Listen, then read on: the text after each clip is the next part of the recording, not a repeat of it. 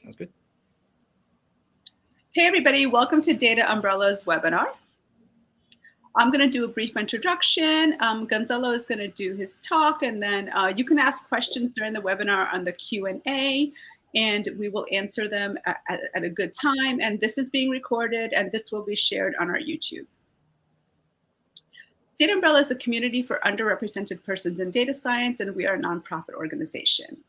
I'm a statistician, and I'm based in New York City, and you can find me on Twitter, LinkedIn, and GitHub at Reshama S.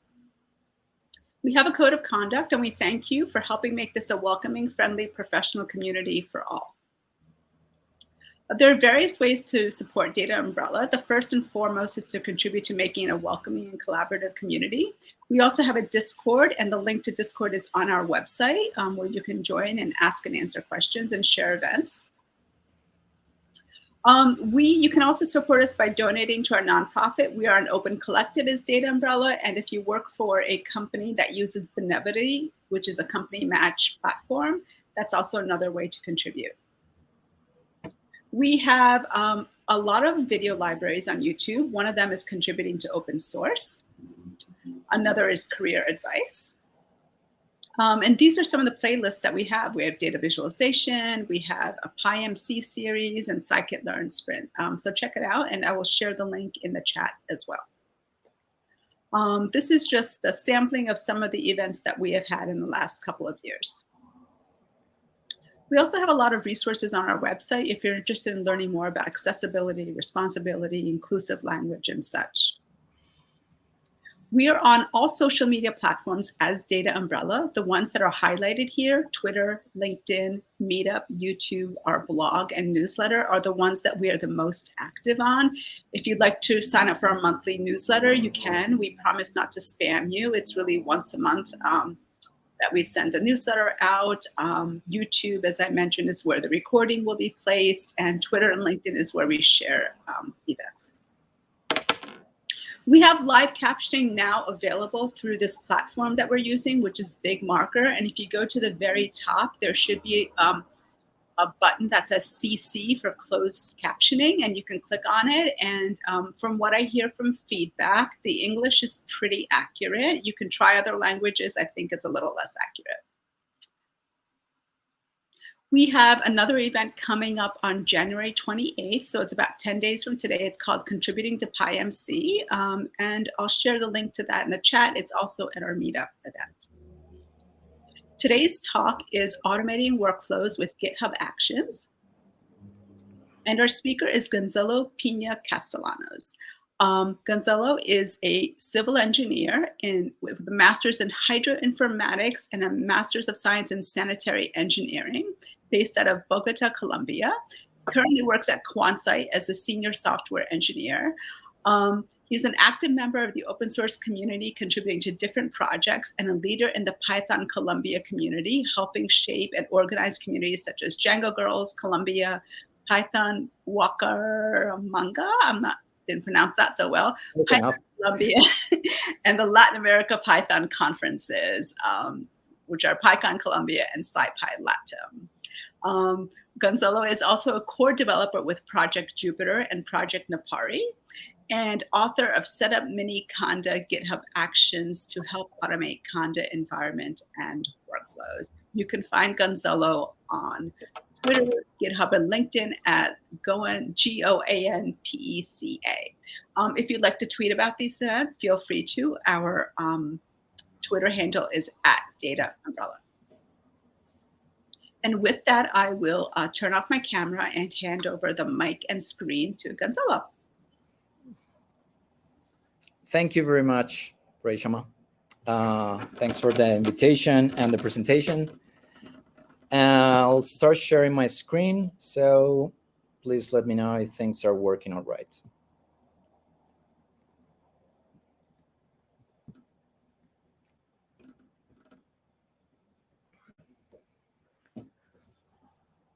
So, can you all see my screen? Yes. Perfect. So yes, for the correct, in case you were wondering, Gonzalo Peña-Castellanos, and the city that Reshama was pronouncing is Bucaramanga, which is my hometown, and I'm the organizer of the meetup from that city, even though I'm not currently living there. So my pronouns are he and him, and today we'll be talking about automating workflows with GitHub Actions. You can find me as Gonzalo Peña everywhere. You can skip this one, but something I wanted to share, maybe like why maybe I'm a good person to give this talk is last year. No, actually, no, we're in a new year. 2 years ago, as part of starting working more with GitHub Actions and trying to get conda environments to properly activate and properly work on GitHub Action runners, I created this action that is now being hosted on Conda Incubator, which is basically where different Conda projects come to live and mature and eventually become a more standard feature of the Conda community. And I would like to thank all the contributors. There's some fellow Quansiters in there, like Jaime. You can also find the link to the presentation should be on the chat, but if you don't see it for any reason, it's also on the top right corner. We're using bit.ly for shortening all the links. So it's bit.ly/GitHub-workflows. Also on the bottom, you can find links that are relevant to the presentation at any moment. So what will be the outline of the presentation that we'll be giving today? So we're going to be talking about GitHub workflows in GitHub and GitHub Actions within these workflows. What are the components of the actions? We're trying to talk about the GitHub Actions marketplace and look a bit of what we can find in there. We're going to look into the workflow syntax and try to go step by step in what each of the components means. Then we're going to create some workflows using the GitHub web interface. That's going to be live, so fingers crossed that things work. But with live demos, you never know. And finally, we're going to see how to create a custom action. There are several ways that you can create custom actions using the GitHub platform. We're going to be looking at the most simple one, but it's also one of the most powerful ones. And we will discuss the other options that you have at the end. So we have these 6 parts in the presentation. I will be asking if there are any questions after we finish each part, and Reshama will be kind to read them out loud, and we can see if we can answer these questions as we're moving during the presentation. Of course, at the end, we can continue answering any questions that you have. So let's start with GitHub Workflows and GitHub Actions. I assume that most of the people that are attending this talk know about GitHub and its impact on open source. Basically, a lot of the open source projects that we rely on as part of being software engineers, data scientists, working with Python, Julia, R, Go, and many other languages is that we use GitHub a lot. So this platform freely hosts open source projects. It uses Git as the version control system. So although we said that Git is important to understand as a prerequisite for this talk, for all the talk, we will not really be touching on Git much. We will be using the web interface as much as possible. GitHub is publicly available to use and contribute for these projects that are open. But on top of that, it provides a bunch of tools that really have allowed to increase the efficiency and productivity of a lot of projects and a lot of teams within organizations, like having issue trackers, like being able to make pull request views for a specific part of the code. Now there is a project functionality in there. And on top of all this, now we're going to be talking about the topic that brings us today, which is GitHub Workflows and Actions. So what is the general GitHub development workflow? And this is not only something that applies to developers. In here, this can apply to a data scientist, to a machine learning engineer, to a data analyst, anyone that is using GitHub to store things and to manage all their assets and their artifacts, be it code, like a Python script, be it a Jupyter notebook, or be it just data from different sources that you're collecting to run some analysis on it. We first start with that. We create a repository, we put some files in there, and usually, depending if you're working on your own or if people are contributing to your project or if you're part of a team, you will create a fork of this repository. Then you will create a branch where you can make then several commits that will either fix bugs, create features that were not available before, improve documentation, or just create workflows to automate other parts of this process.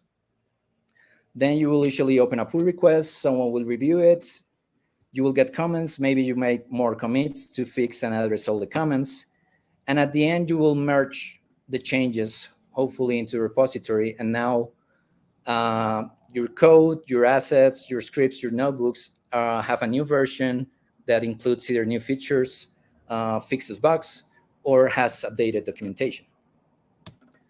Within this workflow in GitHub, we have events that can be triggered at different stages of this process. A user can open a new issue, either be a bug, a request to fix a bug, a feature, or a task that needs to be accomplished. When you open a PR, a new event can be triggered. When someone makes a comment in a PR, so pull request, PR is short for pull request. You can also trigger an event if someone makes a comment on an issue. If a pull request is merged, or if a pull request is closed, or if a pull request is updated, you will get another event that GitHub can use to do something. So let's give a small example of continuous integration and continuous development, how it was before the existence of GitHub Workflows and GitHub Actions. So the same workflow we have here, you open a PR, you update the PR, and then you would have a webhook from GitHub that will connect to a different service. So it could be something like Jenkins, and you could have your own hosted servers where you could run some automation based on the data that you get from this event that GitHub sends you. Or you could connect to third-party providers like Travis CI, CircleCI, Aveyor, or Azure Pipelines, and they in turn would take this information and start running the different events, the different workflows on their respective servers in their third-party servers. So, and at the end, how would this look? Well, if you open a PR, you would see something on the bottom that says, hey, the connection to Travis is telling us that the builds that you sent to check there are okay. So you can now merge your pull requests. There are, however, some issues with this. However, being so good integrated with GitHub, there are issues that, for instance, maybe I need to test on different platforms. So at some point, you could use Travis to test on Linux, and maybe you could use CircleCI to test on Mac, on OS X, on Mac. And then maybe you want to use Aveyor or Azure Pipelines for testing Windows machines. But the thing is that each one of these services requires a different configuration setup, a different set of credentials, and a different configuration file. So when you want to work in a cross-platform environment and do all this testing, in the past, it could get pretty annoying at some point having to deal with all the different moving parts. So what happened a few years ago? Well, Microsoft purchased GitHub. And in that process, GitHub then had access to all the infrastructure that Azure Pipelines provided.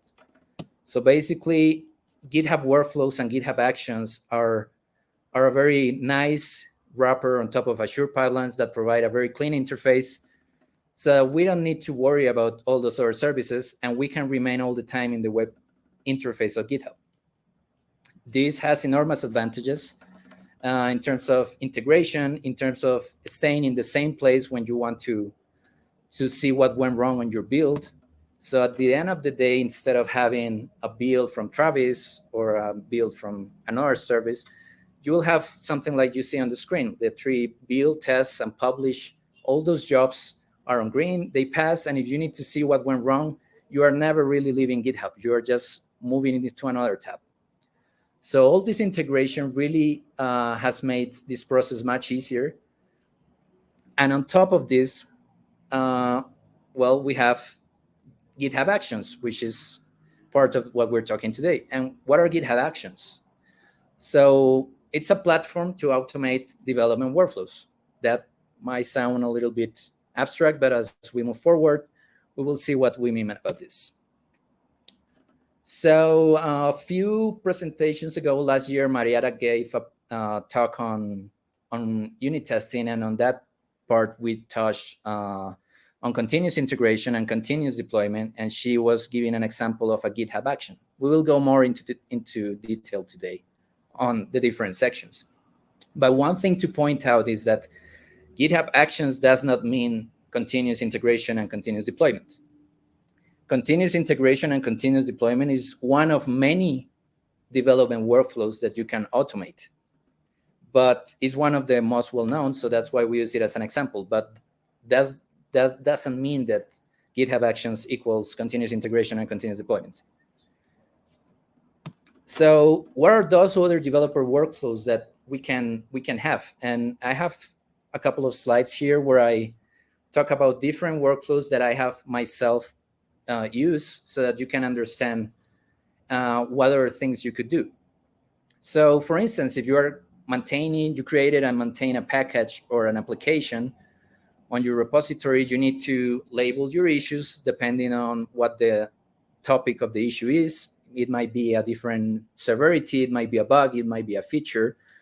Then if a new contributor comes and makes a PR and you want to be friendly and welcoming like this community, then it's nice to go and say, hey, welcome to this community, to this project. Thanks for your contribution. I mean, we may want to even automate that initial message that says hello.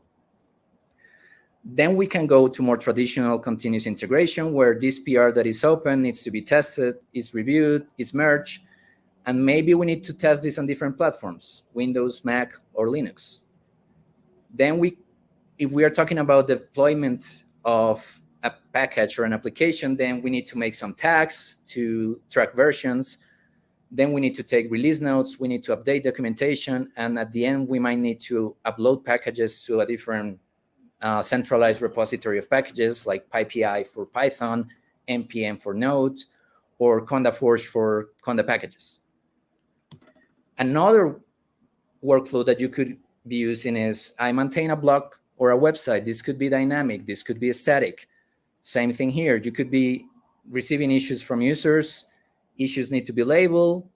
You need to do the PR review and testing. But when you're doing the deployment, you may not need to do it cross-platform because you are just serving a web page.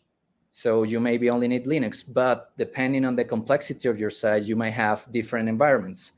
A development environment to test new things, and a staging environment to have people try it out before going to production so that people can use it live.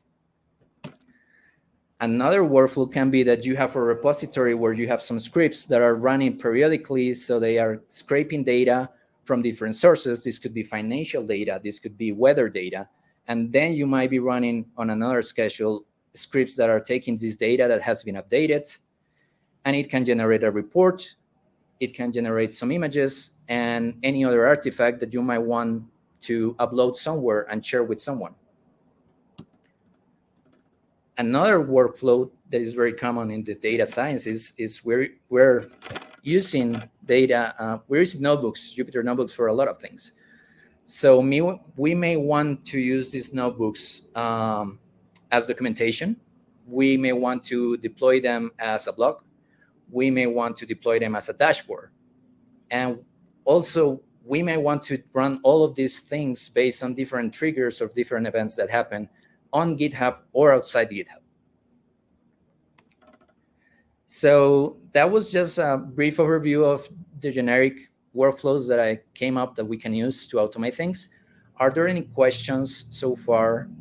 Reshama, let me know. No questions so far? Great.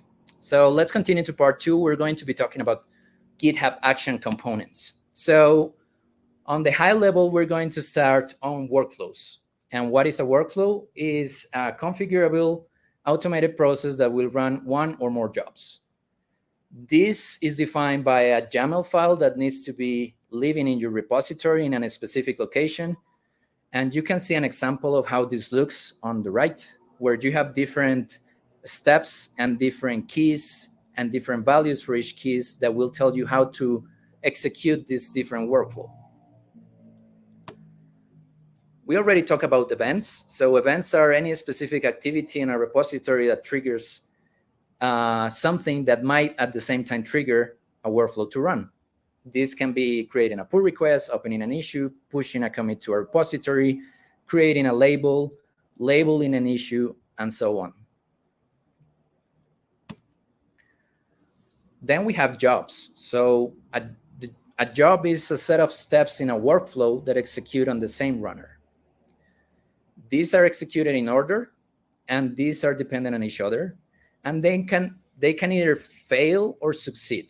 So for the image on the right, we have two runners. Each one of them is running job 1 and job 2, respectively, and they are running a series of steps in order. These steps might include running a script. This could be a bash script. This could be a Python script. This could be any type of script, or running an action. And we're going to see more about this later on. Also, depending on if a step fails, the steps that continue might stop right away. That's the default behavior. Or you could say, I don't care if this step fails because it's prompt to fail. So you can put conditions on these workflows so that even if something fails, they continue to their other steps. Then we have the actions. So the actions, what are the actions? Well, we have these custom applications for GitHub Actions platforms, and they're basically chunk size, little or complex scripts. They can be small or they can be complex, that we bundle together because it's performing a repeated job. And we can use this to avoid having workflows files that are doing a lot of steps. Finally, we have the runners, and the runners are the actual things that are running your code. So these are servers that run your workflows when they're triggered.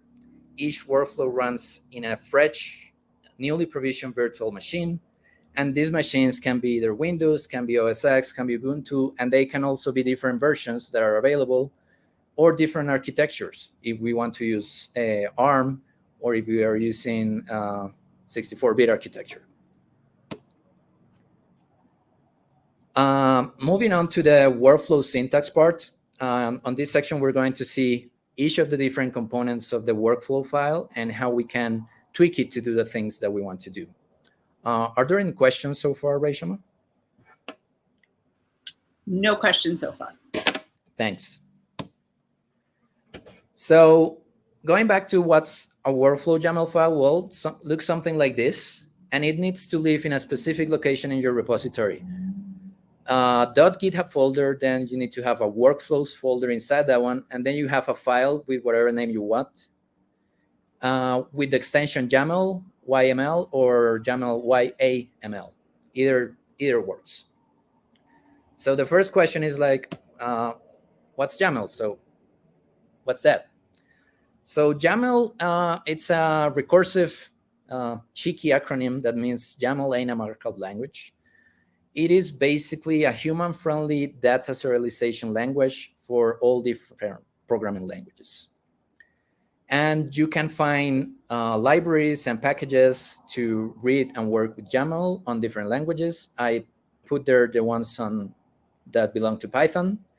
We don't really need to interact directly with Python to create these files, but to have an example of what YAML is, you can look at it as if you're familiar with Python, it's akin to a Python dictionary. So you can take this representation that is language agnostic, and it would look something like this for a Python dictionary. It's just a bunch of keys that have a key value, and the value might itself be another dictionary, or it might be a list of items. So with this in mind, we can continue and see the different syntax that we can use on our GitHub workflow. So a simple workflow needs to have a name. So the key name, you can put any text you want in there. Then you need to have an on key that means when will this be triggered. In this case, on the on key, we have a list that only has one item, and it says push. What that means is that anything that is pushed to any branch on your repository is going to trigger this workflow. Then we also have jobs. Remember that a workflow can have one or more jobs inside of it. In this case, we only have one job. Nested inside the jobs key, we have the example job 1, and that corresponds to the job ID. Then we have the ransom key that corresponds to what virtual machine are we using. In this case, we're using the latest Ubuntu image available from GitHub Actions. And then we have a bunch of steps. And on these steps, we have a list of things that we can execute. In this case, we're running a bash script, which is the default shell that GitHub uses on Ubuntu. And it's just saying, it's just printing to the log that we will see when we run this, that the job was automatically triggered. We have more event types depending on the things that we want to react to. So for instance, we can have labeled triggers that are generated when we create a new label. So if we have all these 5 on the right and we create a new label called task, it will trigger the running of this workflow. We also have event types depending on where are we pushing and what branch are we pushing to, or which branch are we pushing to. So if we're pushing directly to the main branch, this workflow will run. If we are pushing directly to another branch, this workflow will not run because it's not in the branches list that is listing only the main branch. The same goes for the pull request. Any pull request that is made to the main branch will trigger this workflow, but if a pull request is made against another branch, it will not be triggered.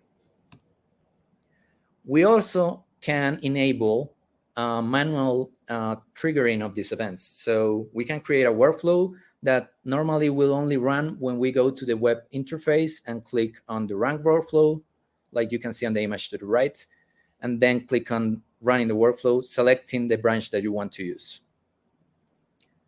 Finally, we can use events that are scheduled. So in this case, we're using the schedule key. Inside of it, we have a cron list item that is defining, that's cron syntax. We don't need to go into detail in how that works. You can search for it.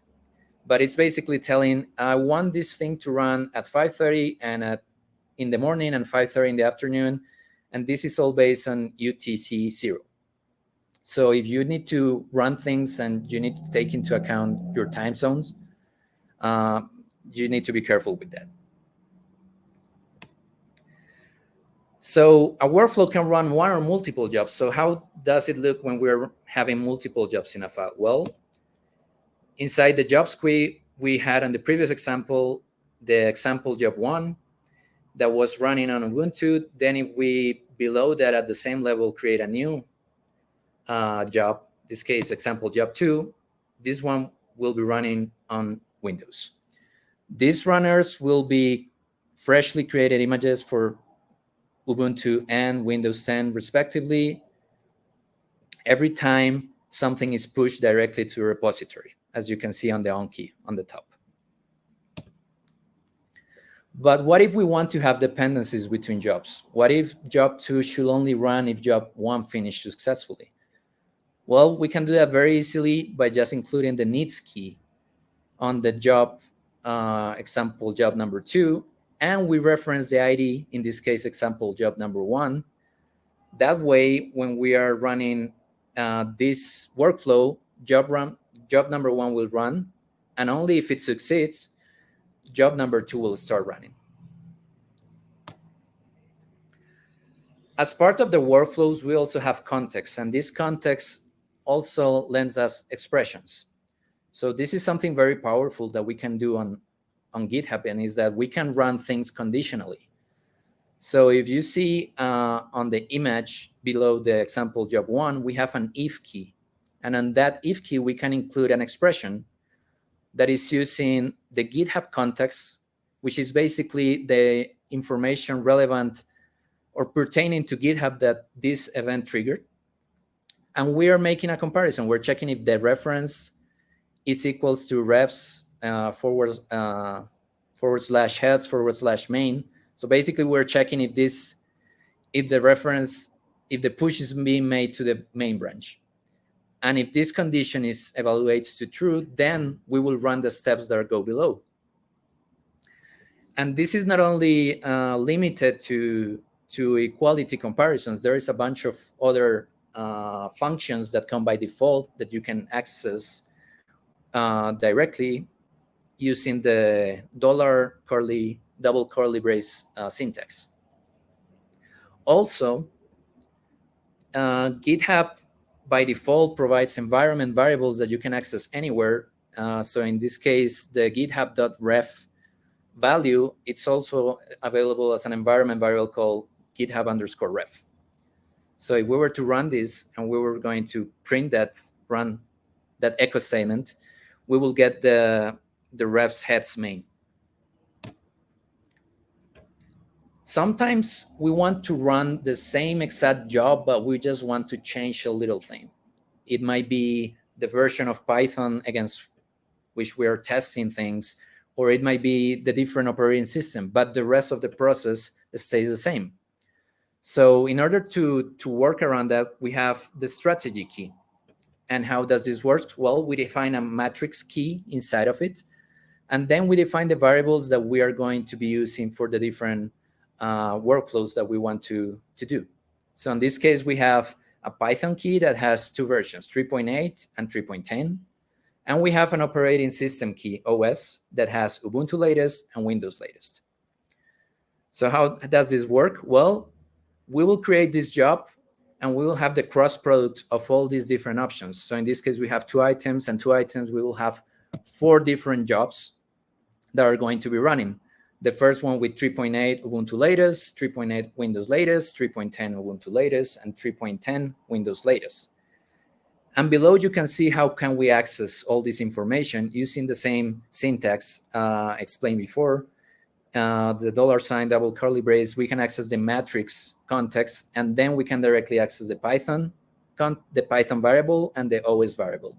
And we can use this within the scripts that we're running in our code to perform different types of testing, to skip tests on different platforms, or skip testing different versions of Python that we do not support specifically. We can also define environment variables directly, not only the ones that GitHub provides. We can do that globally. So we can define the env key and then define an environment variable there, in this case, day of week, with a fixed value of Tuesday. And we can either access this using the env context, as you can see in the echo today is. But we can also have environment variables per step. So each separate step can have its own set of constraint variables. In this case, we may want to publish a Python package to PyPI, so we may have some secrets in there. So we only want to expose that in that specific step. But we haven't talked yet about actions, which is the actual powerful thing that will allow us to really save time when writing these workflows and automate a bunch of processes. So right now, all we have been doing is running a bash script, just printing things to the command line, to the log output. But how do we actually set up an actual environment for Python or for Node or for Go or for Java? How do we actually check out the repository so we can start working with it, be it running tests or doing other checks for linting? How do we cache artifacts that we want to keep between different runs? How we upload or download artifacts, which is a way we can share information between different jobs. Well, that's when actions come into place. And the way to use them is that instead of using a step that runs something, we use a step that uses something. And in this case, an action is something that needs to be created beforehand and points to an organization and a repository, has a version delimiter, and has a version. And this version can be either a tag or it can be the name of a branch. Actions can also have optional input parameters. So in this example, we're using the checkout actions, and there is an input parameter for that action that has been developed by GitHub, which allows you to control the depth of the clone that you make. So you can make a shallow clone or a very deep clone, depending on the fetch depth input parameter. There are other topics that we did not cover on this brief introduction to the different things that you can define in a workflow, and that is using different shells. So for instance, if you are using Linux or Windows, you have access to a PowerShell. On Windows, you have access, on Linux, you have that via the Windows subsystem. You can also use different tags and different paths to trigger things. So for instance, if you change only a specific file located in a specific folder, you can tell it to trigger a workflow. You can also use Docker containers on your actions to perform a specific tasks that require a container. You can also use services and databases within those containers. We didn't look a lot about working with secrets. This is something that you can define on the organization level or the repo level on the settings. And it's a way to provide sensitive information to your runners in hopefully a secure manner. And also we didn't look up how we can share artifacts between jobs. So these are other topics that you can find in the documentation of GitHub Workflows. We're going to look briefly on artifacts when we start looking about the different actions that the marketplace provides. So we're now moving to part 4 of this talk. Reshama. Yeah, there are a few questions that have that we have here. So let me go back. The first is, this might be a little bit difficult to answer because the slides have passed, but it says, can you put the various ideas here in hierarchical context? And I'm gonna say it's like about that. So I don't know if you may have answered it already. Maybe the person who asked could ask again. The next question is, can we use run-ons on Mac OS and Windows? Yeah, but each of them will generate a different runner and it will use a clean, fresh machine. So on GitHub Actions, you have access to Ubuntu, you have access to macOS, and you have access to Windows. And ARM architectures are also coming for Linux. Okay, the next question that somebody had was, what's the meaning of 17 in the Cron? Oh, so, yeah. So, yeah, so that's basically saying, I want you to do that every 30 minutes on hours 5 and hours 17. And that's using like a military time, so 24-hour time. So that's 5 a.m. and 5 p.m. And for minutes, days, and seconds, it's being ignored. That's why you have the asterisk, because that's like a ignore those items. If you want to know, I'll okay. So Cron. So this syntax comes from Windows, and let me just. You can look in Google and you can say cron generator, and in here it will tell you. I don't know if this is big enough. Yes. So for all of you out there wondering what that syntax is basically it defines the minute, the hour, the day, the month, and the day of the week that you want to do something. So you use the asterisk to ignore those values, and you use the others and separate by commas to do something. So this one is going to run on minute 5 of hour 4 every day. But you can also say, I want to run this, which is the example on the slide. I want to run this 5 minutes after hour 4 and after hour 8. So it will run twice per day. And in here, you can like check the different things that you can do, or if you say, I only want to run this one, this will only run in January. If you're changing that. If you're on day 5, this will only run on day 5 of every month. So this is a very powerful tool if you want to know how to correctly configure this. There is a little bit of trial and error, but you can use this. Okay, we have another comment which you might want to expand on or confirm. So what, you can put a cron job in a GitHub action and cause a script to run on a schedule without having to set up a server or a Heroku instance or something somewhere. Is that right? Yes, that's completely correct. So you can use GitHub Actions to do that for you. You need to be aware of that there are limitations. So for freely hosted projects or open source projects, we can look at that very quickly. GitHub Workflow Rates. So so basically, for the free products, you have a bunch of storage that you can use to store artifacts on your runners, let's say, when you save artifacts or save cache. And you have a bunch of minutes that you can use per month for, depending on the type of product that you have with GitHub. So in here, you have 2,000 minutes per month.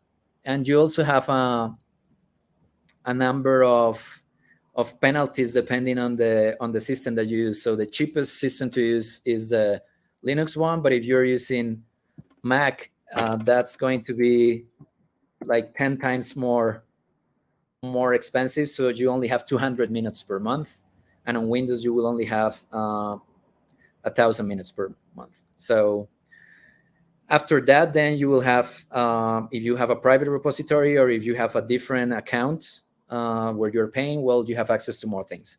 So the idea is not to abuse. I mean, GitHub is already providing free services for open source projects.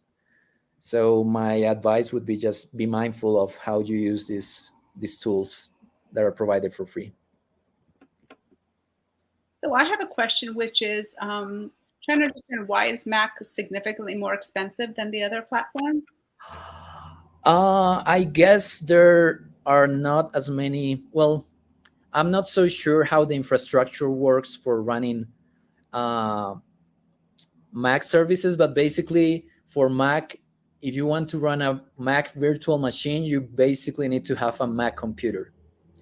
So I would guess that it might be related to the cost of having to have actual Mac machines to run these virtual machines.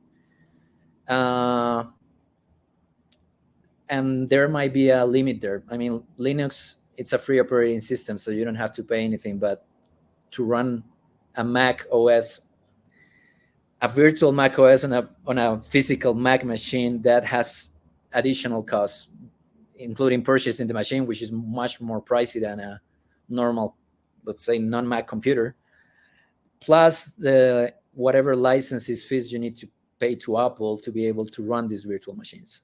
So that's why it's more expensive. That makes sense. Thank you. The next question is, can jobs be run in parallel? Absolutely. So if we look at this slide that we have right here, when we put jobs one after the other, they are basically going to be running in parallel. So unless you specifically put the needs key on a job that requires another job, they will always run in parallel. However, there is also restrictions on how many jobs you can run in parallel, depending on your plan. Let's see. No, not this one.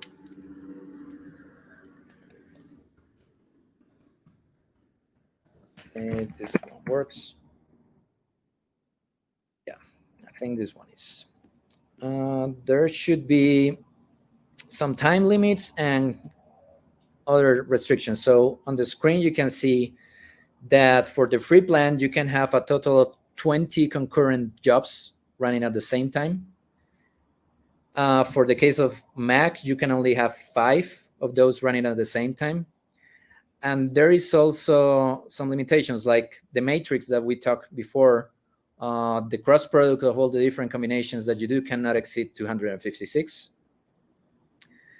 And you also have a limit of queuing. So after you reach the availability of runners that you have, they will just be queued. And once one finishes, the next on the queue will start running. There are also time limits in terms of how much a runner can run. So this is actually something that you can configure as part of the workflow, and is I want this job to fail if it keeps running for more than 60 minutes, because maybe it means that something is not working right. And that's something that I will encourage everyone, although I didn't mention it on the slides, to always make sure that you use that key.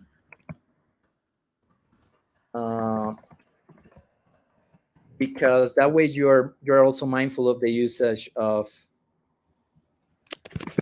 the time that is available from these machines. Because sometimes what happens is you start to run a lot of jobs, and because it's free, you start running, and maybe you made a mistake. Maybe you were testing a graphical user interface, and the script is just blocked because there is a event loop running in the background, so it will never actually stop.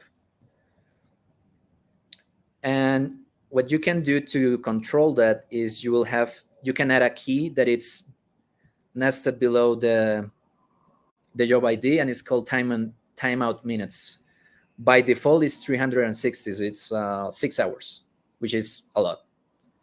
So I would advise to always use this key and set it to a reasonable number.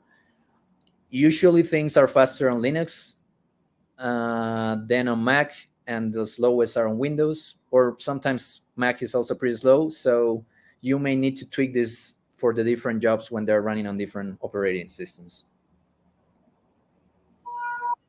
Another question is, would you say GitHub workflows are similar to what SSIS can do? Similar to what? SSIS. SSIS. What is SSIS?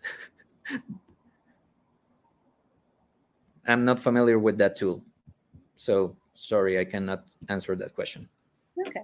And so that's one more question that somebody had is, if someone's having, if they're running into problems with their GitHub Actions, where is the best place where they can go to? Like, is there a discourse? Is there a community? What would you recommend? Well, that depends on are you working on this on your own? Do you know people that can help you? Is this part of a team?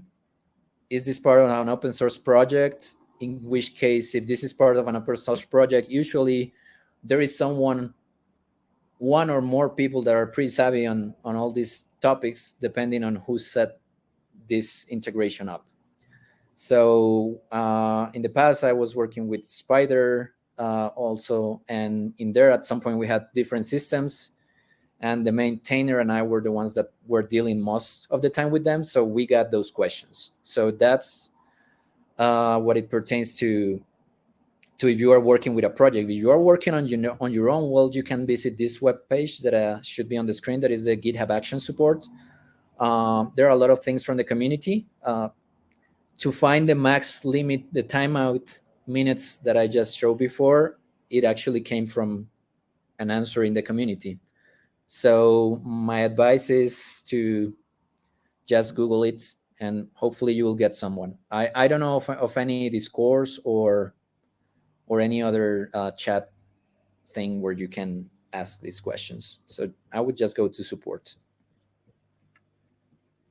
Okay, and we have made it through the questions in this section. Oh, yay! That was a mouthful, but just keep them coming. I'm happy to answer all the questions, even if I don't know the topic. I will do the homework and try to answer them later on.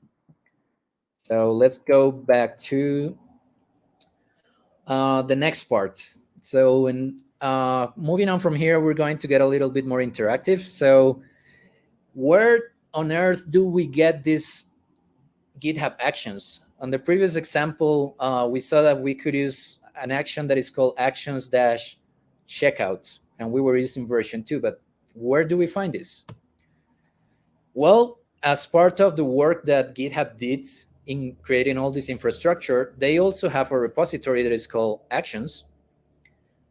And in here, they created a bunch of actions that allow you to bootstrap your work and develop from there. So for instance, you have an action that is called setup node. So this will allow you to set up a node, set a specific version for it, and then you can start running your node commands. So npm install something, npl update, and all that. There is also a repository called starter workflows, and these are workflows that cover a variety of topics. We're going to look at them in a minute, so that you can not start from scratch, but start from something that is already working, and then you will start to tweak it. And by default, you will see that any GitHub action that was created by GitHub will have something that says verified. And we'll see this in the GitHub Marketplace as well. So where do we look for GitHub Actions? Well, we look in the GitHub Actions Marketplace. And in here, we can find a bunch of things. And if you look at the screenshot, maybe it's a little small, but I was filtering by Python for all the actions categories. And you can find 173 different actions that cover different things. Some of them are by GitHub itself. And you can see that it says by actions, and it has the verified symbol. Some of them are created by users that created some action that was scratching the reach, and it may be also useful to you. Some of them don't have stars, like the one on the right that says Python Yamale. Some of them might have a lot of stars or little stars, 34 versus 7. And that's something that usually you can use as a proxy for saying, maybe I can trust this action or not. Because anyone can put actions on the GitHub Marketplace. And that's something that GitHub warns you by putting the verified or non-verified thing. So let's go to the GitHub Marketplace and see what we can do. So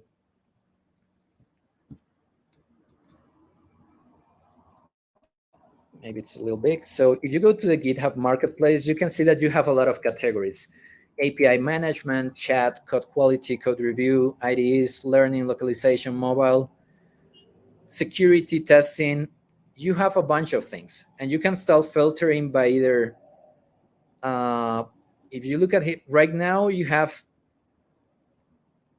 a lot of actions, like almost 12,000 actions exist right now in GitHub. Some of them are verified and created by GitHub themselves. Some are created by GitHub partners. So for instance, you can see that there is an action here. If any of you had the not so fun pleasure of working with MATLAB in a distant past, you can have an action to set up MATLAB and run your codes on GitHub. And this is also verified creator because MATLAB or MathWorks, the creator of MATLAB, is a partner for either GitHub or Microsoft. So right now, there is no way for, let's say, me, Gonzalo Peña, the person, to ask GitHub to verify my actions via some process. So my advice would be, look whatever you want or whatever you need. So if you are working with Java, just type Java. Whoops. Sorry for that. So if you're working for Java, well, it says set up Java development kit, and it's by actions. So you should probably just default to use that one. But if you're using something like, maybe you want to set up a Python environment, so you say set up Python, and you will get the first action that you can see there. You can read the description, you can see the version, you can see that it has a lot of stars and a lot of contributors, and you can see how you use it. So basically, you use the uses keyword with actions to set up Python, which is the name of the action, the symbol @ and then the version that you want to use. And it has some input. So you can either define the Python version, and you can also define the architecture. And once you do that, then you have an available Python that will be 3.x for x64 systems that you can run on the subsequent steps. And they give you examples of how you can use this action. But usually in data science, and a lot of workflows, using PyPI and using pip is not enough. And that was the reason why setup mini conda was created. Actually, if you go, and when I created it, there was another conda workflow, but I just didn't look. And at that point, I was trying to learn TypeScript as well. So I just went ahead and created one. Now this one is more used, and it's doing some things differently from the original one, but I actually use a bit of code from there to get me started. So if you want to set up conda, basically you have two actions right now. You have this one, or you have this one. But I will nudge you to use this one just because maybe it has more stars, so that gives you more confidence that more people are using it. So same as with the setup Python thing, you can also, you have different examples of how you can use this one if you want to use conda. So basically, you can say, I want to use conda incubator, setup mini conda version 2. I want to use what version of mini conda? Do I want to activate an environment for testing, and what's the name? And it will automatically do this for you for every single step. And this was the tricky part to get it right, but now it's working for all the different types of shells that you have. And you have a bunch of other options, like if you want to use an environment file, which for conda also uses the YAML format, or maybe you want to use a configuration file, the conda.rc file, you can also provide that one. Do you want to activate the base environment or not? And this is probably something that makes sense for people that have used conda and conda environments. If you haven't, don't worry. This is just to show that there are different actions out there.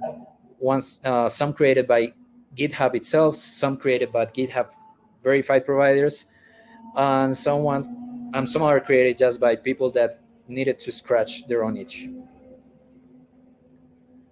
There are other actions that are useful that I want to share with you that are also created by GitHub, like the cache one, which allows you to cache assets for different things. And you have different examples for different languages. So if you're using Python with pip, or if you're using Python with pipenv, or if you're using R with rm, or Ruby with bundler, Rust with cargo. And the reason for caching things is that every time on a runner, you will need to download something, install a version of something, and then start doing some checks. And usually, packages don't get updated every single hour or every single day. So if you can cache some of these artifacts, it will make your workflows run faster. And if they run faster, well, everyone is happier on the team, because you don't have to wait 20 minutes, but only maybe 10 minutes to get a pull request to finish all the checks. There are other actions, like maybe that you can take a look at. And these are basically, this is another view of the same information. So if you go to the GitHub, to the Actions organization, you can see all the different things that they have created. So you can have Java, you can have a cache action, you can have a labeler that automates labeling issues and pull requests. You can also have a stale bot. This is a bit controversial, because this is basically a workflow that every now and then will check if an issue has been open for more than a given time. And if it hasn't had any replies or comments for 30 days, 2 months, it will close it and maybe put a message. So the stale bot would tell, hey, this issue has been open for 2 years and has been inactive for 1 year. I'm going to close it. That is a bit controversial depending on the teams that you work, because it can be perceived as not very friendly. But this will depend of how each team works on different projects. So, but it's a useful one. You have the setup Python that I told you, setup Go if you're working with Go. You can use Jekyll to build pages. I think that Reshama asked me about how we could use the GitHub Actions to automate some of the website of that umbrella. So this might be an option to use. I'm not so sure. You can download artifacts. You can publish things. You can check out things. We already see that. There is an example for a Docker action, how you can use that. There are many options. So just my advice would be just go to the GitHub Marketplace and go crazy. And if you don't find what you are looking for, well, that's a good opportunity to learn how to create a GitHub action from scratch. So that's part 4 regarding the GitHub Marketplace and how GitHub actions are stored. Now we're going to do some live examples of creating a workflow directly from the GitHub interface. Are there any questions so far? No questions so far. I am putting a note in the chat that if people have questions on what is not covered for another webinar, they can let us know. Awesome. Thanks. So great. Now we've seen all this syntax, all the different things that are out there already created for us by either GitHub or other amazing contributors in the wild. But now we actually want to use this on our own repository to do cool stuff. So the first thing you might be wondering is, okay, I was already using something else. What can I do? Well, you can migrate from our services. The GitHub documentation includes specific chapters on Azure Pipelines, CircleCI, GitLab, Jenkins, and Travis CI. So if you want to migrate, I would encourage you to go to this documentation and just see how the different concepts from one platform map into GitHub Actions platform. And they also give you like tips and hints and code samples so that you can migrate as seamlessly as possible. You also have the starter workflows, and is what GitHub created for us. We don't have to start from scratch. And we can already use these workflows right there in the GitHub interface, and that's exactly what we're going to do. So the starter workflows is a repository inside the Actions organization. You will see that there are different ones. You see automation, CI, code scanning, deployments, icons, script, and other things. So let's just create a new repository and let's start working from scratch. So I will create a new repository. You're welcome to, whoops. You're welcome to do this at the same time. Okay, what's going on here?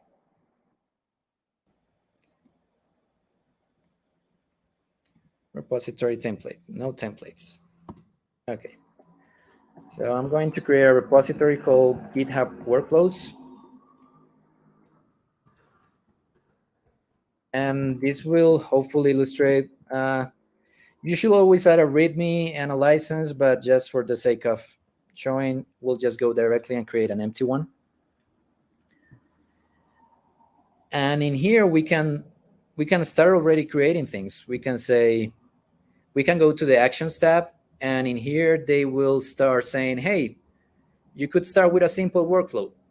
You can start a file with the minimum structure. You can also have continuous integrations and automation. So let's start with a non-traditional continuous integration, continuous deployment. So we want to create a new workflow. GitHub automatically will create one that has that name of the workflow template. So let's just see what it does. So we have the name of the workflow is greetings. It's being triggered on any pull request or issue that is open. Well, actually, on any on any action that happens on pull requests or issues, basically. It has one job that is called greetings that is running on Ubuntu latest. It has some permissions, and it has some steps. And the step is using an action that was created by GitHub that is called first interaction, and it's using version 1. And it has the following input parameters. It has a repo token that by default it's using the secrets GitHub token. It has an issue message, and it has a pull request message. So basically, I'm going to change the issue message to say, hello, data umbrella. Let's just, hello, user, welcome to data umbrella. That makes more sense. And I will just change that. You see, everything was already there for me to change. The pull request message I'm going to ignore for now. And with this, I can create this commit. I will do it directly. And if we go to the Actions tab on top, you will see that we haven't have any workflow yet running. So how can we create a new one? So you can come to the repository address, or I can show you right away what happens when I create an issue. So I will create my first issue for this repository.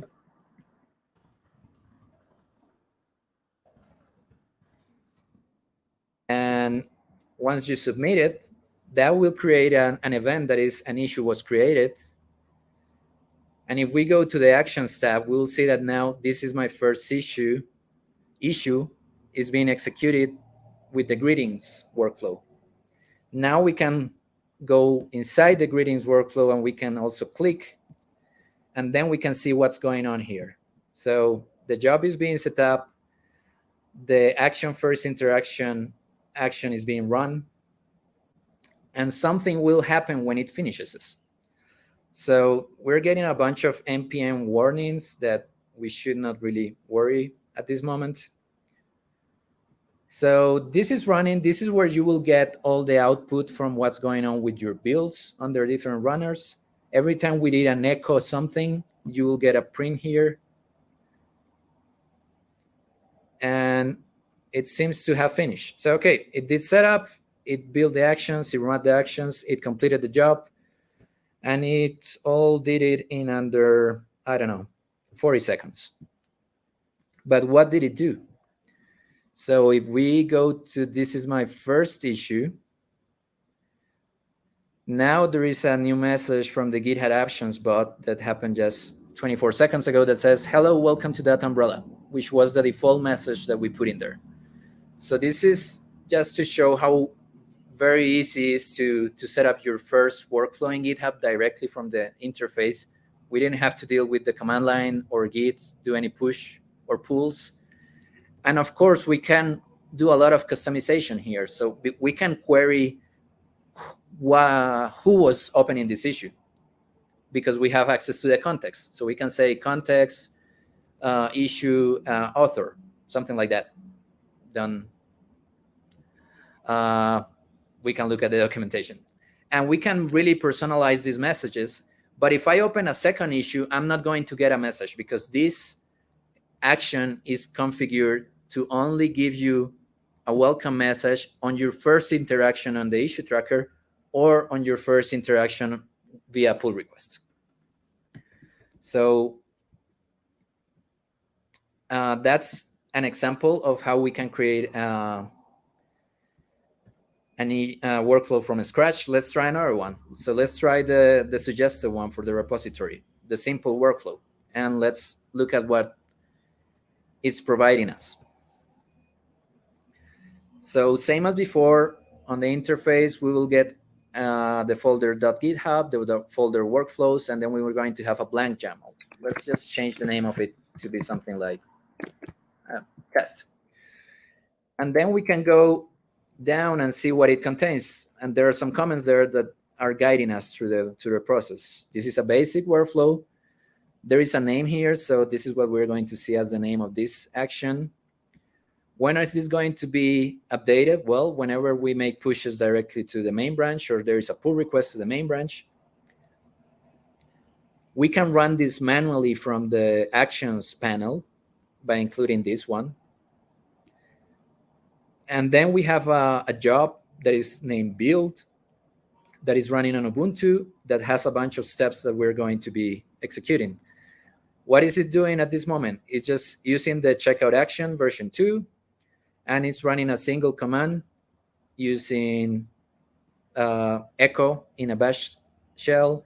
And it's in here is showing how you can also do the same for a multi-line script. This is YAML syntax. The pipe allows you to write text that will be, let's say, joined together after the pipe, and you can put it in separate lines.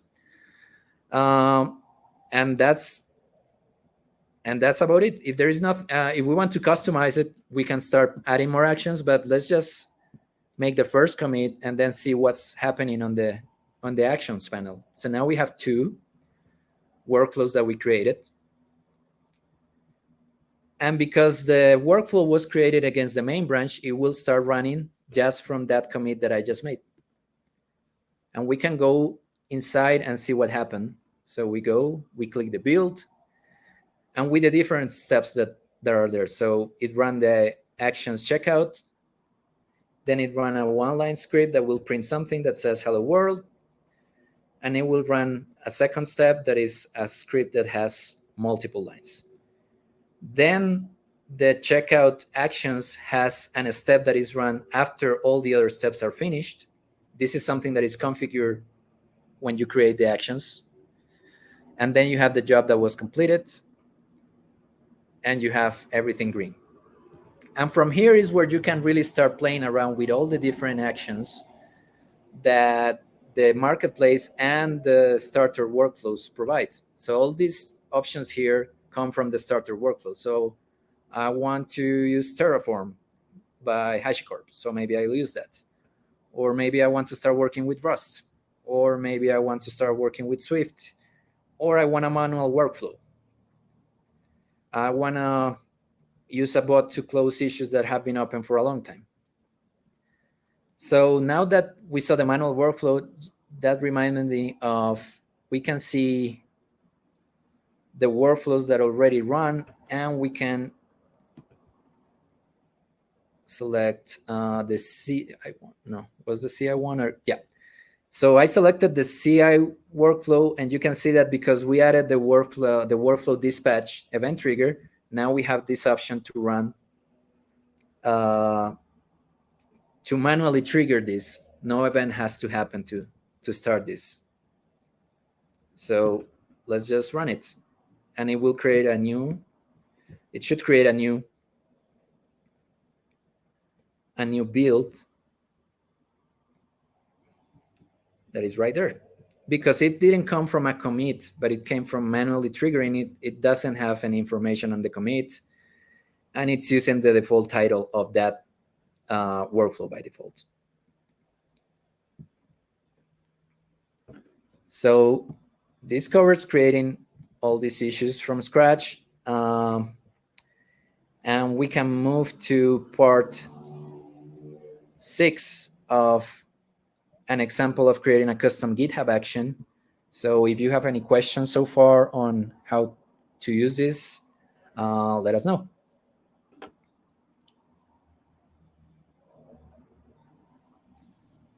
So there were a couple of questions. The first is, or maybe just one question. How do I access my artifacts that created in step with different steps workflow? Can I save artifacts to separate repository within step? Okay, so to answer that, let me go to another repository to see if I can show you an example.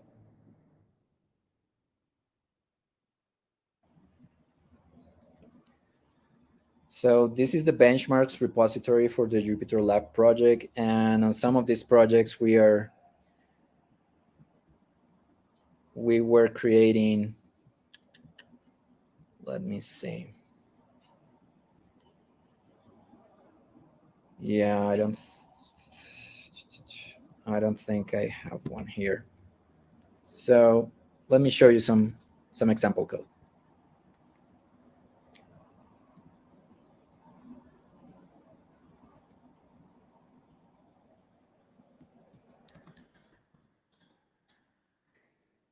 So you can use, if you want to use different,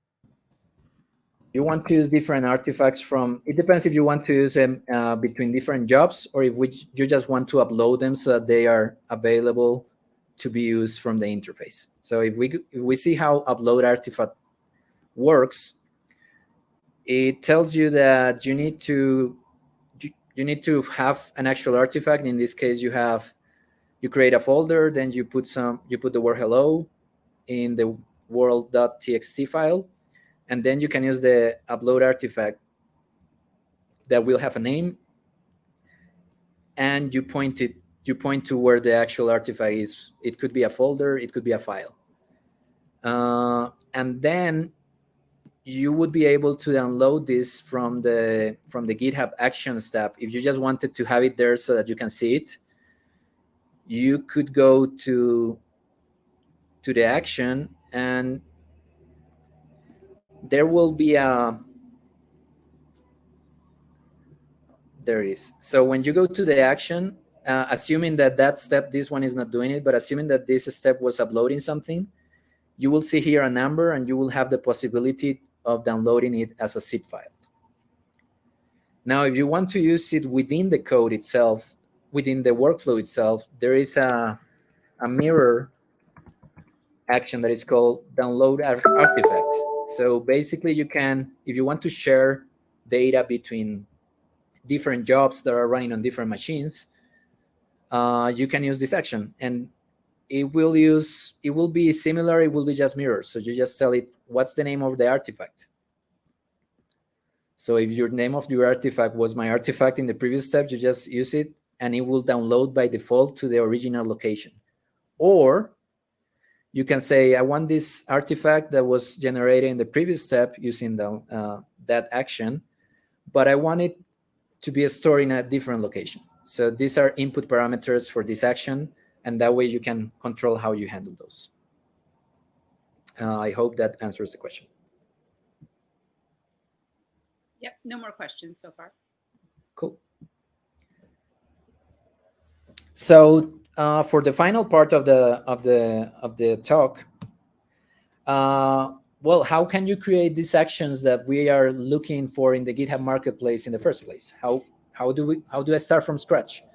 So you have 3 ways that you can run these GitHub actions. The one we're going to be talking about today is the Composite action, and we'll explain a little bit what it does and how it works. It basically means that you will create a very simple action that is going to group some processes that you might create, plus it can reuse other actions that are already there for you.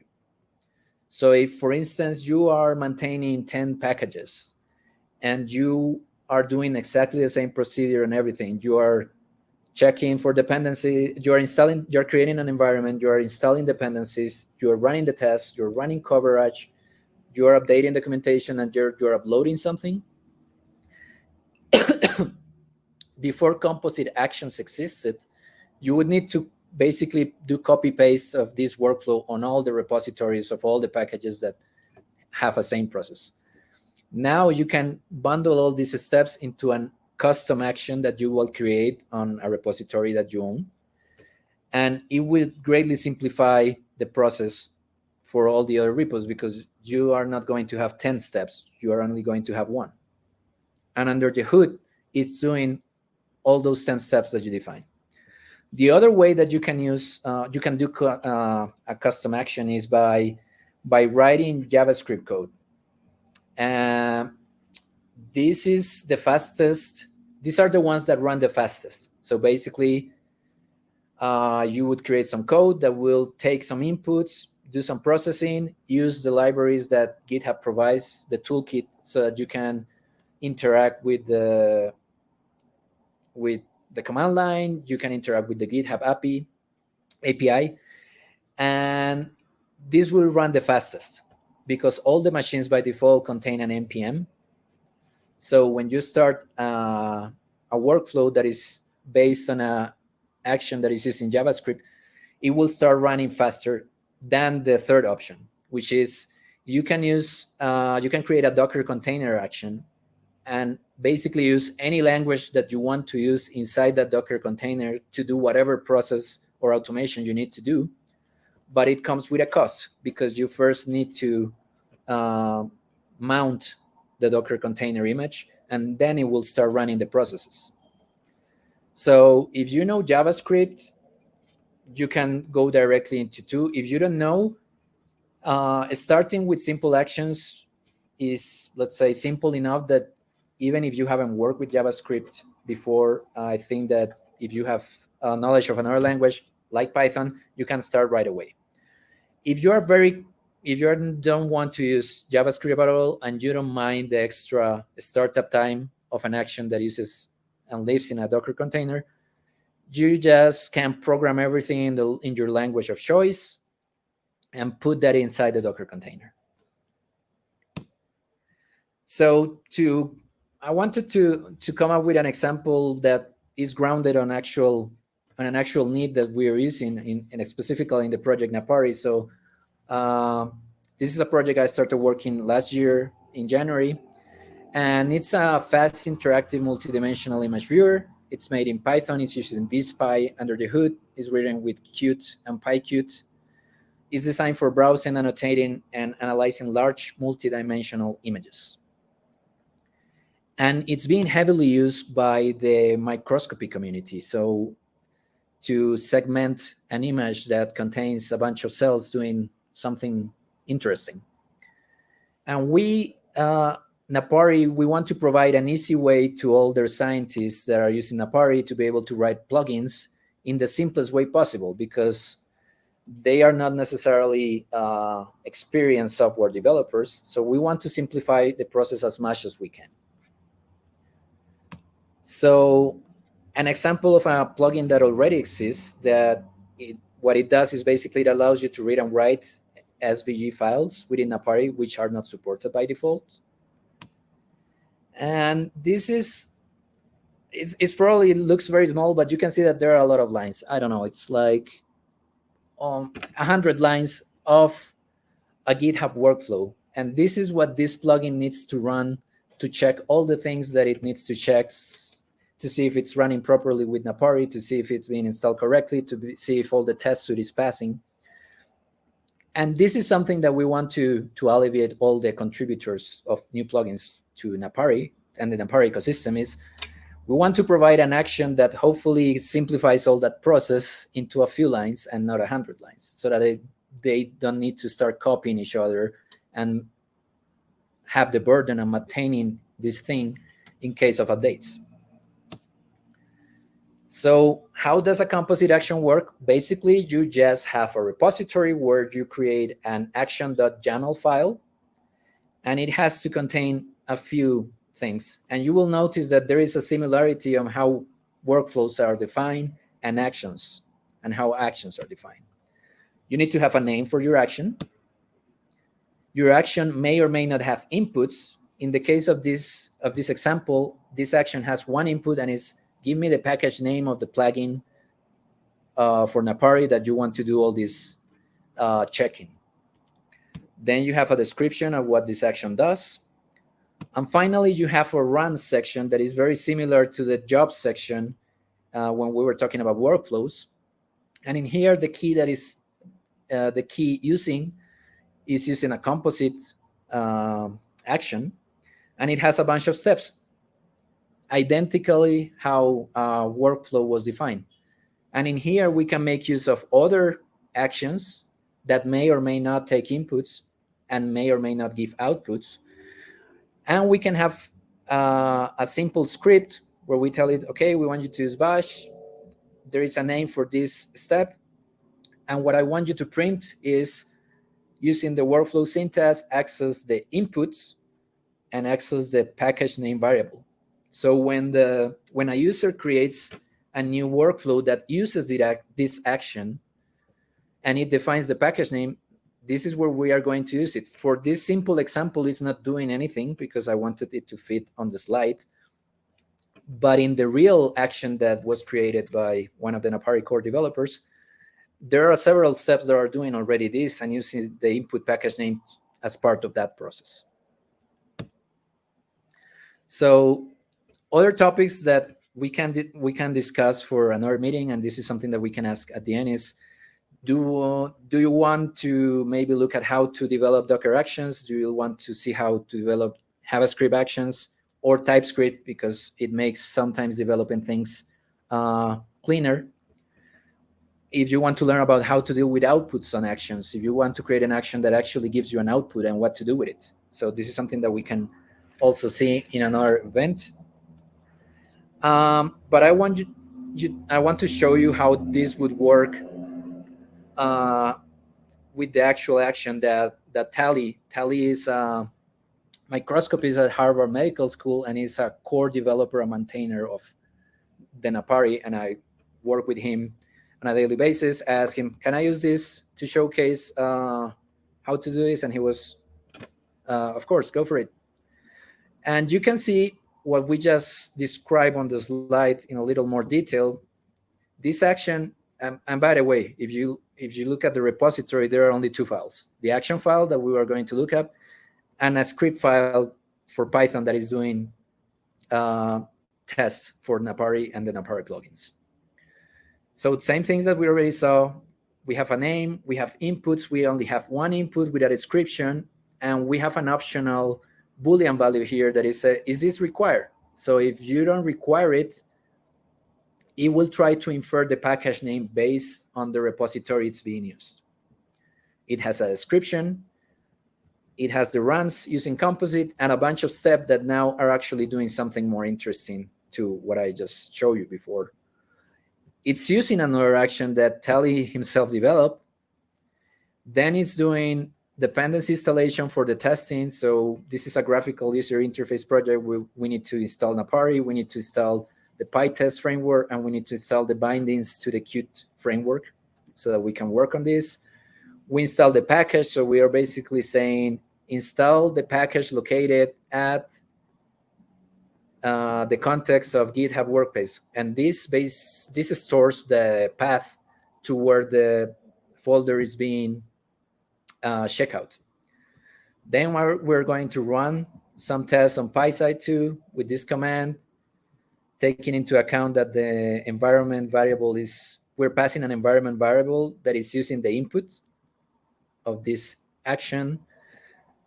Then we are switching backends because now we want to install PyQt 5 because there are several bindings to the Qt framework. So we want to check that it works with both, and then we test on the second one. Very simple process.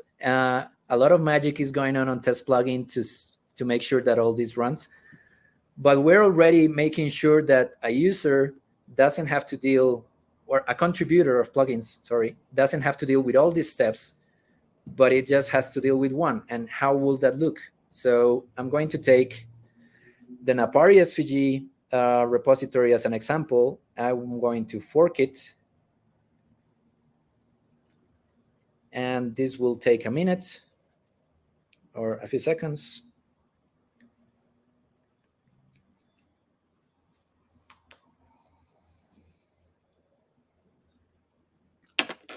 Then I want to start using this action right away that Talley created for us. I go to Actions and it says, workflows aren't being run by default on this fork. I understand. I want to enable them. I want to create a new workflow, and I will say new. Then I will just use, I don't know, I will look for simple workflow. Yeah, I will use that as a default. And I'm going to change the information here. So test plugin. I'm going to change the name here as well, test plugin. And because I don't want to get this wrong, I have here just a version that should be working.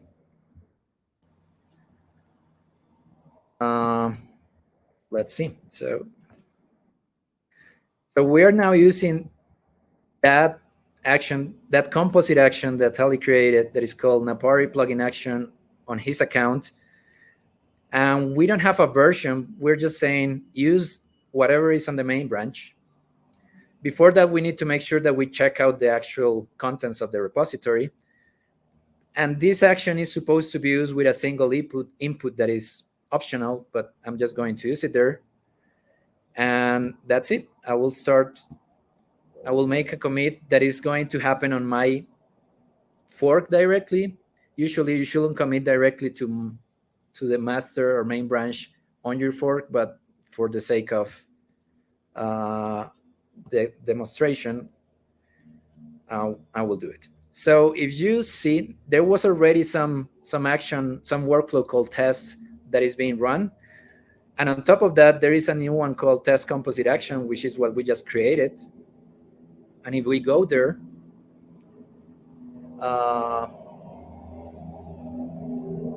we're going to open the build, and it's going to be setting up the job. It's going to do the checkout, and now it's going to be running the other action that Talley created for us. And what are the steps that are being run? Well, all the steps that are here. And if you open the log, you will see that the different, if you put names to these steps, well, you can see what's going on each part. And if you print some extra white lines, then it can make it more readable so that you know where something started and something ended. So this is now running.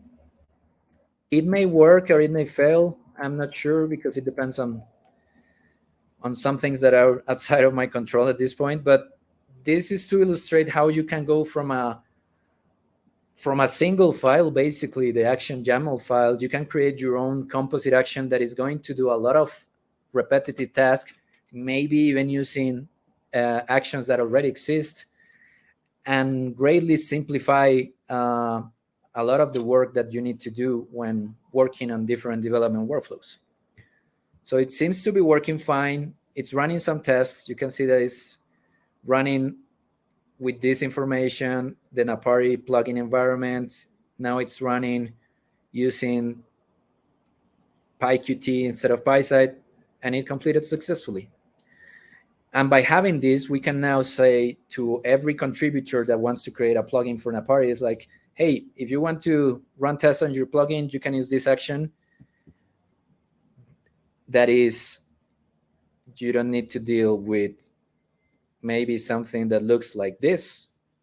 There is a lot of lines and have a lot of things that might be happening there.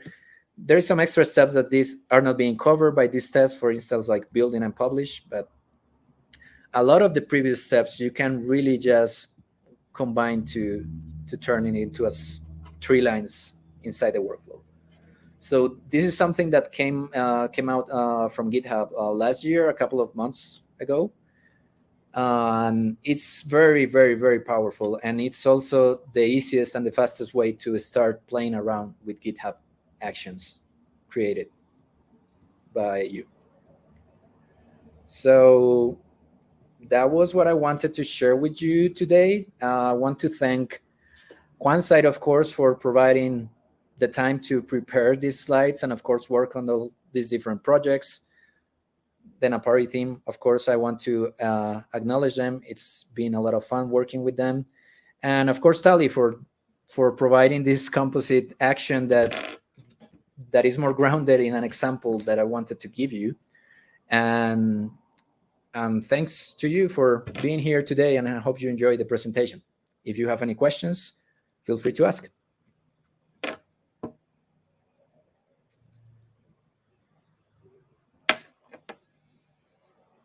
Hey, Gonzalo, thank you so much for presenting. I am definitely going to be watching this again. There's a lot of good information to absorb and trying it out on my data umbrella repos. We'll wait a couple of minutes and see if people have questions. If not, I know somebody asked about having an advanced, if there was an advanced GitHub Actions webinar, what would that cover? Well, we would have to go, oh, I should probably share my screen. maybe, yeah, let me share again. Oh, actually, somebody did ask if you have books or tutorials that you would recommend for this. This is a pretty, we were discussing this at the beginning. This is pretty new in terms of, I don't even know, are there books published already on it? I don't think there are books published on any of these, but the documentation is quite thorough. And I would say, first, let's go to, I mean, you have a lot of people that are writing blogs already, so you can take a look at those. I'm not aware of any books, but I don't think it's necessary at this point. You can see how custom actions, how Docker container actions are created, how a JavaScript action is created, how a composite action is created, which is what we just did, and how you publish them so other people maybe can benefit from the things that you're doing. So if you just search for creating custom actions, creating custom GitHub actions on Google, you'll just hit this page.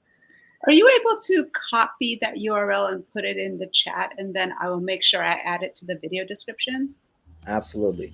So there it goes. But the other resource that you can use is basically, well, if you want to do something that is very similar to an action that already exists, but you want to add your own twist to it, but you cannot do it via composite action, you actually need to write some code. Well, you can go to the actual code of the repository. So let's say that you want to see how the checkout action works. You can go to the repository, and this is written as a JavaScript action. Actually, it's as TypeScript. So you can see like all the different things that are going on.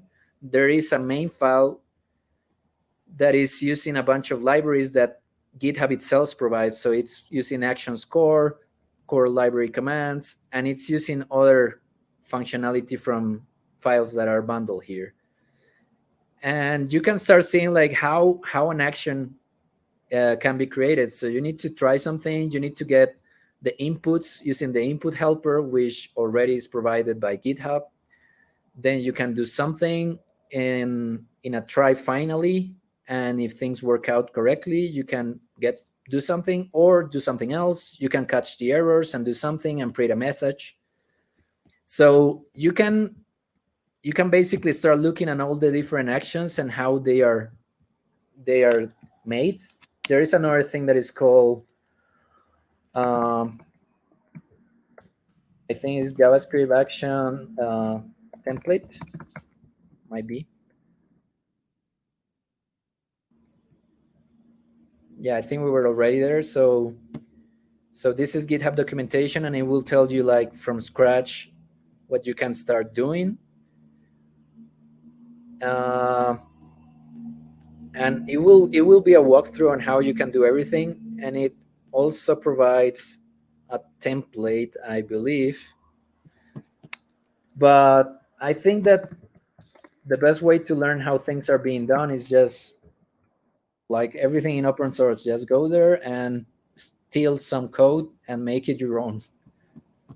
So this is, for instance, like the setup mini conda work, and a shout out to Nick, because he really knows a lot about TypeScript, much more than I do. So he really helped us organize everything in a way that is sensible. So we have a lot of different files, but you see the same kind of like the same process. You have a source file with a bunch of either JavaScript or TypeScript. You have a file that is the one that starts all the process, and you have other files where you can store different functionality. Because it's TypeScript, you also need to provide configuration for TypeScript. Then you need to compile this thing so that it's bundled in a single JavaScript file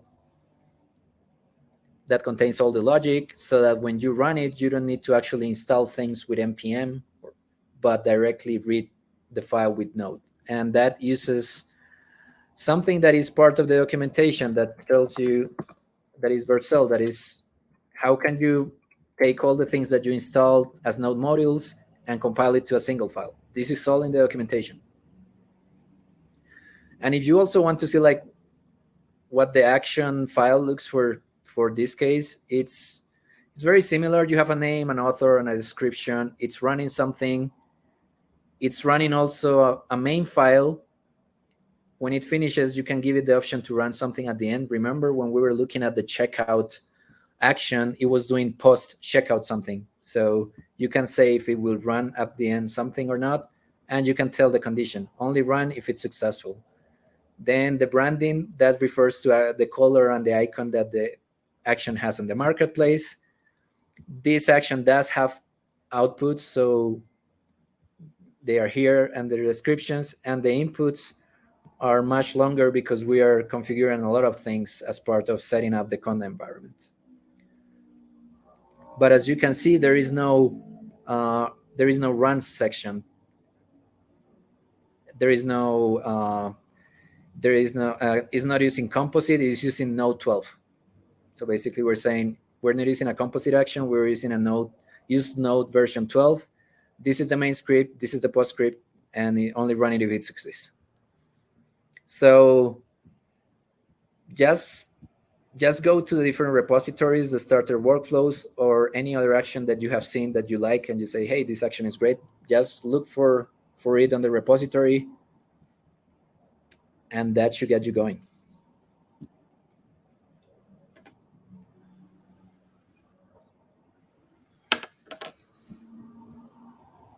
All right, so that was a great presentation. Again, thank you so much. I will, as soon as I can, I will have the video posted on YouTube. I intend to watch it again and start using GitHub Actions. So thank you so much. Awesome. Thank you, Reshama, for the invitation. I hope it's useful. I know it's a lot of concepts and stuff to digest, but maybe you can just watch it again and look at the different tutorials out there. There are many tutorials on how to start working with GitHub Actions. So yeah, and you can find me anywhere with Rampek. I'll type that on the thing. So yeah, if you have questions, just give me a tweet or whatever other social media you're using, and I will be happy to answer if I have some time. Great, thank you. Okay, have a nice day, everyone.